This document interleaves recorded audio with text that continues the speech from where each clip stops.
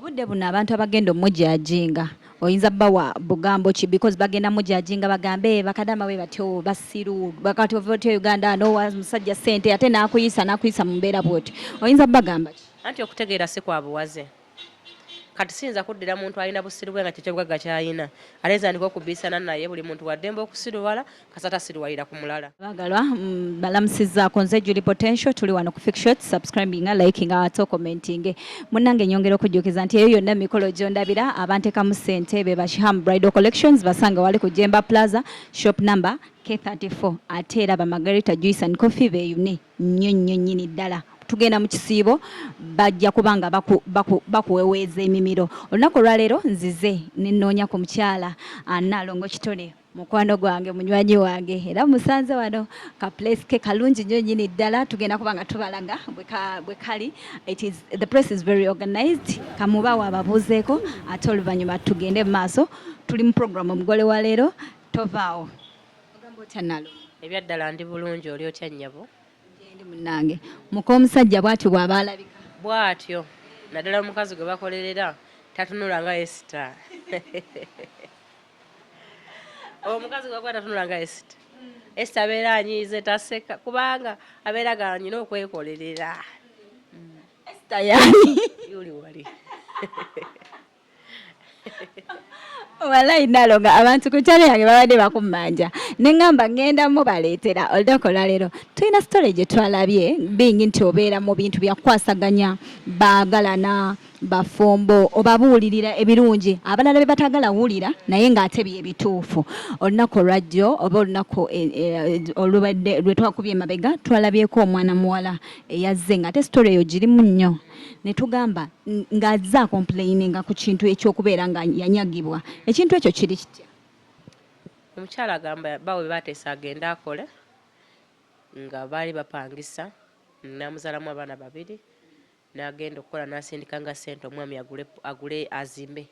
yali alinawo kapolotike ke yagula edda omwami nga bakyalina ono mu maka we baazaalira abaana babiri omukyala n'agenda e Saudi emyaka 2 ne bazimbawo kaluumu kamu n'amugamba tulina abaana twetaaga tugaziwe kati ddayo ku kyeyo tugaziwe ewalala n'agenda e Dubai emyaka 3 ne bagaziwa kaluumu akalala n'akabapangisa kati n'agamba omukyala komawo tumaze okutegeka bye twateesa n'akomawo n'amukuba katamutte n'amufulumya ab'ekyalo be bayamba n'awasayo omukazi gwakola kye gwayagala kati simanyi ekigendererwa kye bakyali kyakomyawo n'akakasente takyalina yadde 10 zonna zimututteko ate nga sente zafuna waziwa akapoliisi kawe waawe ku kyalo nga bonna bali ku sayidi ye kuba yamukuba n'amuyisa bubi nnyo ne takwatibwangako abeerawo yeyagala bweyagazi omukazi bwe yagendayo mugamba tikale kabanzikirize ndabe ku baana bange n'amukuba ogwokubiri yenna najjula enkovu naye nti buli we bagenda omwami ateekawo kasente kuba yasevinga ku zaakadaama ye n'akulugunya ono gwe yakomyawo nga talina yadde ekiki nga talina yadde 10 era nsaba bakadaama bayambe omuwala oyo omusonderako ssente afune balooyo abalungi kubanga nze nyamba buli muntu azze nga bwedda bwondaba wano bwe bulamu bwembeeramu beera mu bizibu kumakya kiro ku ssimu ku WhatsApp abajja bwentyo kubanga neewaayo kuyamba abantu abantu abali eyo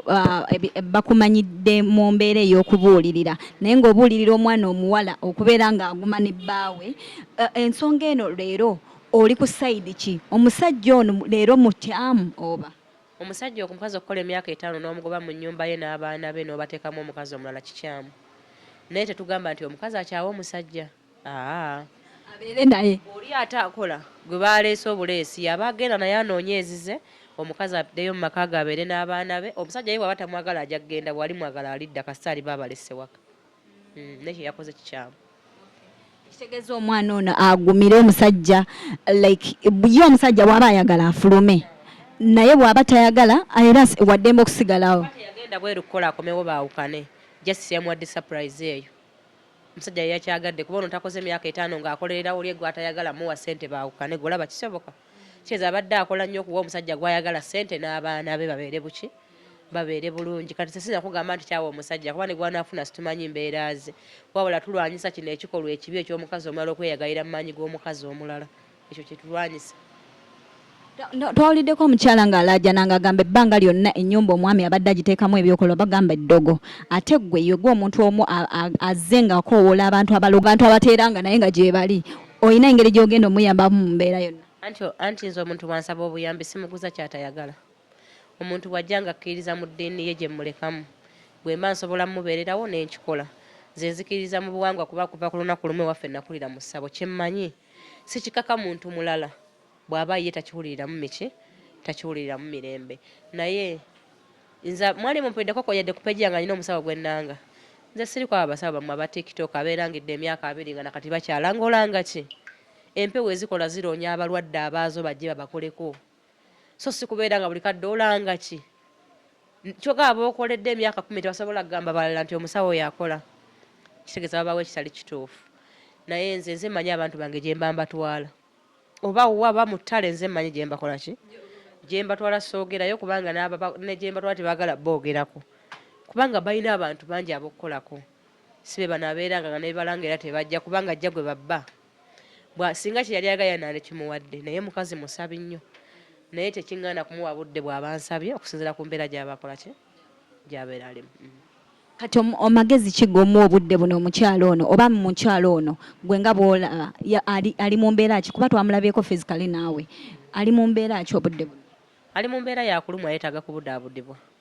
kuba okukola emyaka 5 kinene n'osanga omuntu gwe wagenda muteese n'agamba komawo tubeere bulungi n'otuuka n'akukuba n'akugoba n'abaana n'abakuggyako b'otaasuulawo nti wagenda kukyakala wabula nga muteesezza ogenda okole mukyuse obuki obulamu naye tusaba Katonda abeere mwenkanya yadde ng'abantu abamu nti akasente wano Uganda kakola buli kimu n'ensaba Mukama tufuneyo omuzira kisaayambibwe kyobula nsaba Kadama batuwe ssente afunero oyo muki kama lwe abetaaga ssente nyingi ate nange oluusi sirina kumuwa kubanza omulimu gwange kubeerawo n'enkuwa obudde bwe tufuna omuntu asobola otuwa ssente ezigguse ekyo nze mba wendi. Obudde buno abantu abagenda omujajinga oyinza bawa bugambo ki because bagenda mujajinga bagambe bakadama we batyo basiru bakati ovotyo Uganda no musajja sente ate nakuyisa mu mbeera bwoti oyinza bagamba ki? Anti okutegeera si kwa buwaze kati siyinza kuddira muntu alina busiru bwe nga kyekyo bwagga kyayina aleza ndiko okubiisana naye buli muntu waddemba okusiruwala kasata siruwalira ku mulala gwe bw'oba omujajinze Katonda naawe ali kutuusa ku kikumbeera ekujajingisa. Sibalinaako buzibu ntegeera yaabwe bwete bwe baweereza. Nalongo tuddeko katono mu mbeera y'amaka abakyala bangi bali eyo banyigirizibwa mu mbeera y'emu noono omukyala n'atali abagenze ku byeyo naye nga abakyala babagoba mu ntuuyo zaabwe abakyala abo bakoze batya okulaba nga bava mu mbeera eno? Balina kuba bagumu ensi enyigiriza nnyo omuntu omugonvu buli kintu kye bajja kukitwala ng'oseka kubanga abantu batya nnyo abantu gwagamba nti tuula n'atuula teba batya wabula olina kumugamba nti fuluma naawe kola ki